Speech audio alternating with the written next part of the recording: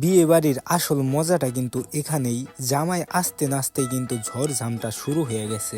জামাইয়ের সাথে সাথে যারা নাকি এসেছিল তারা কিন্তু উল্টা দিকে ঘুরে কিন্তু জামাইকে দারুণ ভাবে প্রোটেক্ট করেছে। আসসালামু আলাইকুম, সবাই কেমন আছেন? আশা করি ভালো আছেন, আমিও ভালো আছি।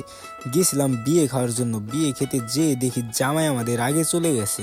বিষয়টা কিন্তু আমি একদম মেনে নিতে পারি নাই, কারণ আমাদের আগে জামাই চলে গেছে এটা কোনো কথা? পরে আমার ফুফাতো ভাইকে আমি জিজ্ঞেস করলাম, কিরে ভাই, জামাই এত তাড়াতাড়ি এলো কে? পরে আমার ভাই আমাকে বললো জামাই নাকি জীবনে প্রথম বিয়ে করতে আইছে আজকে। পরে ভাবলাম যে জীবনে যেহেতু প্রথম বিয়ে করতে আইছে তাইলে মনে হয় ঠিকই আছে।